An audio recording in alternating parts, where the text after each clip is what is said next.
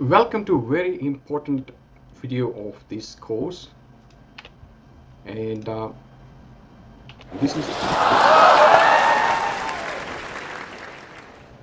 we started our lecture. We go beyond the week 2, and now we are approaching to the major assignment.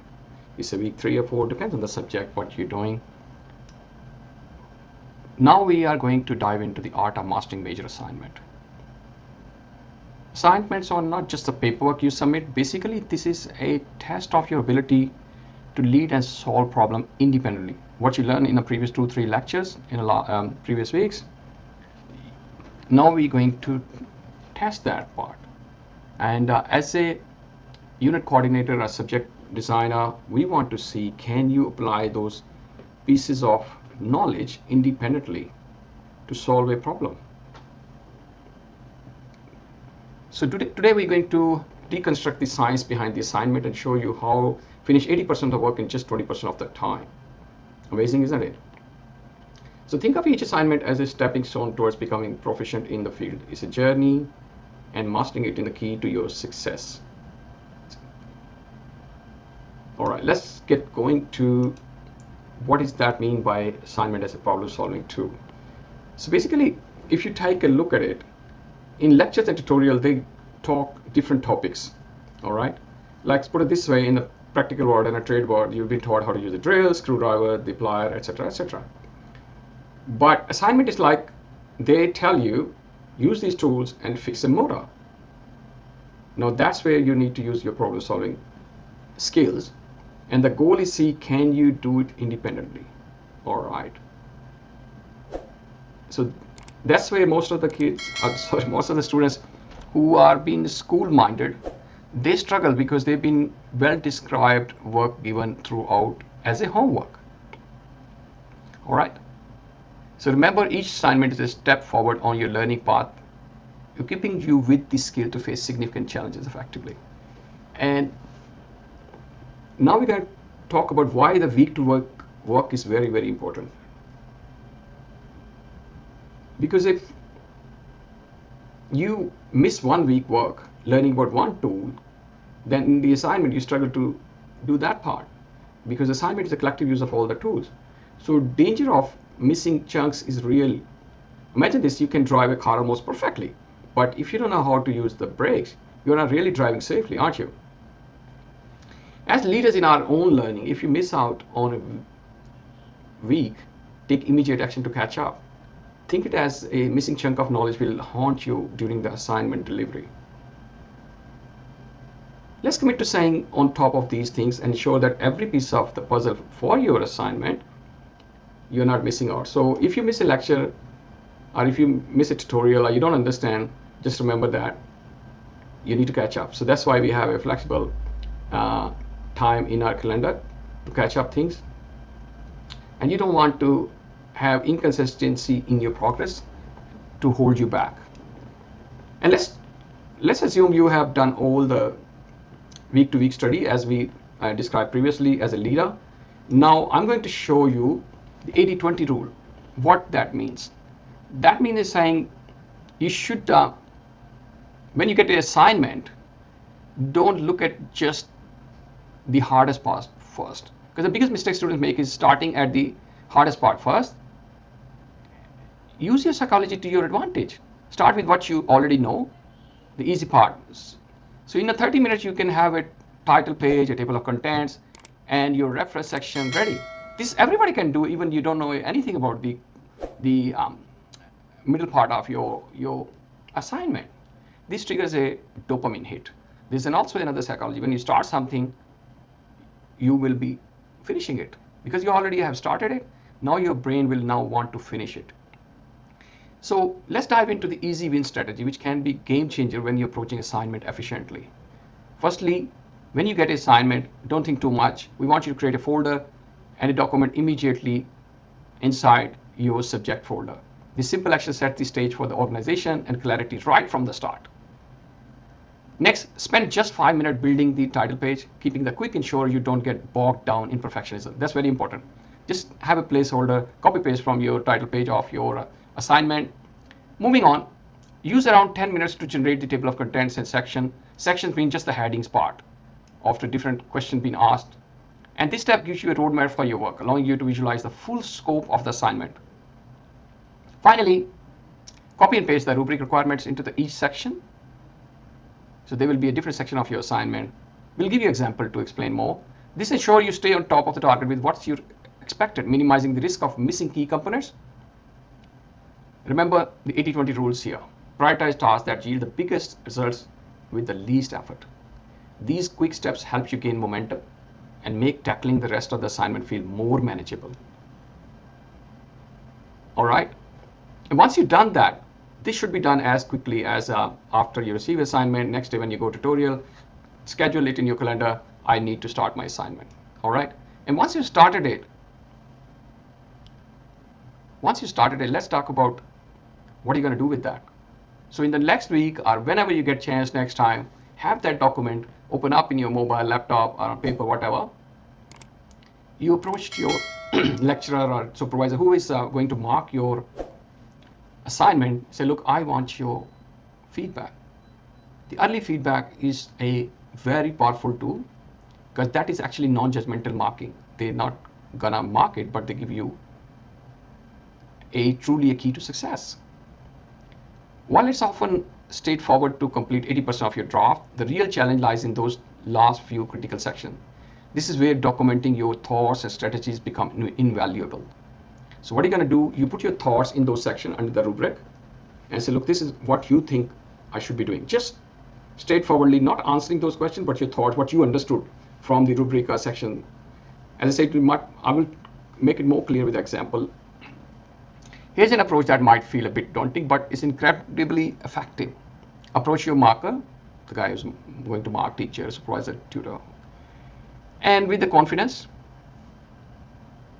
and simply ask, I need your feedback to ensure I am on the right track to finish the assignment. So this is not only showing initiative from your side, but also position you as a leader in your teacher's eyes. Show that you already started the work, where other will come in the last week with a request for solution or extension. So I just rephrase, it's a very, very important. So when you got assignment, you made the sections, and then next day or so, next week, before the lecture start or before the tutorial start, you just put your thoughts, what you understood about the question. You don't know the answer yet, because that's where you need to research and you need to put the effort in. But you have approached what you understood. Share that document to your teachers. Look, I want your feedback to make sure I'm on the right track. Now the teacher has three options. Just say, I don't want to talk about it. The second say, look, let me have a look. Yeah, it looks okay, but I think this section you need to revisit. Now he didn't give you answer or solution, but he gave you a clue. This one you need to get it fixed. But rest of the things, it's that looks okay. That means you're on the right track. This will give you confidence. Also, he will remember you. This guy started straight away. So remember, seeking feedback is indirectly requesting to assess your work without any penalty to lose marks. This is the nutshell. Once you submitted it, every feedback will be a marks, the deduction of marks if the feedback is negative. So this is all about untangling the assignment process for you. What you need to do, the parts you don't know, and you have put them in with the rubric, with your thoughts there. Now you need to schedule those parts into manageable chunks, maybe 30-40 minutes a time, rather than 10 hours on the last day or last week. You put the one question at a time. So what you made, that you converted a big stone into sizable stones to deal with it. So untangling the assignment process will help you to break your assignment into manageable chunks. You can make significant strides in your progress. This approach helps you to build momentum, making the whole process feel much less daunting because you're thinking one step at a time, not thinking about, oh, it's a 10 hours work, 10 hours work. Nobody can do 10 hours work. And if you try to do, you won't enjoy it. Rather than say, I just need to half an hour or focus on this paragraph or this question or this table or this research. As you gain confidence, you'll find it easier to simplify these more challenging tasks that lie ahead. So this is a practical step to implement these strategies to spread these manageable chunks across your calendar for the week, or as many weeks you have left. And keep some time for review as well. This will not only keep you organized, but also share consistent progress without feeling overwhelmed. So you don't feel like, oh, too much. That's where the stress comes. And when things go in a calendar, you feel like somebody remind you about. Remember, the key is here consistency and planning. Consistency means you follow your calendar and keep doing it. Planning is you put already into calendar. So this is very much the whole process, but I'll give you example. I know this talk is a bit longer, but it's worth it as your assignment is longer as well. Because most of the times I get the questions from students about the stress, time management, and their major assignment, they go over time. Now I give you a case study where we examine Elon Musk's ambitious vision for human colonization on Mars. So let's see that teacher in the first 2-3 walks talks about Earth geography and the Mars geography, and then he talks about what's required to human to live. So he's talking these chunks in the lectures. Then he throws a project or assignment about Elon Musk's ambitious vision of human colonization of Mars, where he talks about that this project highlights the critical role of innovation strategies and clever use of existing data in designing and implementing successful missions. Now it looks quite exciting too. This assignment, what your teacher is giving to you, he wants you to compare Earth and Mars to propose solution that could aid Musk's endeavor. Let's break this down into manageable parts. So that's the assignment we've been given. Talk about the Earth and Mars and what's required in the Mars and how can we achieve it. So let's talk about firstly the easy 80%, which will involve comparing straightforward specifications like gravity, atmosphere, temperature. This is the foundational work, along with the title page and table of contents and the section for the references and bibliography and header and footer and all that. Now on to the leader work. The more challenging 20%, this involves conducting deeper research and developing new recommendations for survival on a Mars. This is where you need to know what Elon Musk has done, what others are doing, comparing it. And you write about this paragraph as well in the draft to show your teacher, this is what I'm thinking I'm going to do. I'm going to research on this, what is done, and I will give my recommendation to Elon Musk. This is where the creative thinking and strategic planning become crucial. That 20% will be the actual assignment. Rest of the things, if you've done week-to-week work, the answer should be right in your notes.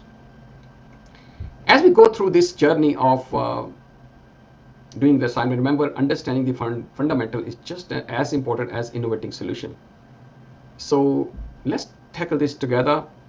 And I want to conclude on this analogy for you, this parable for you.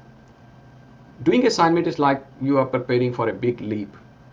And we always keep thinking and keep falling when you want to have a big leap. And even small obstacle can seem daunting if you have been still. If you're standing and somebody says jump, it's hard. If you have seen long jumping competition, the key is to start moving, even with a small stroll, with a small walk, to build up the momentum. Then you start a jog, then you sprint. Then you get the energy and the ability to jump over the big pothole or a trench. So this is what you need to do. Get into action mode by starting small step. Embrace the process of building momentum like warming up before a race. Remember, every step, no matter how small, contributes to your progress. Let's get moving and implement our plans.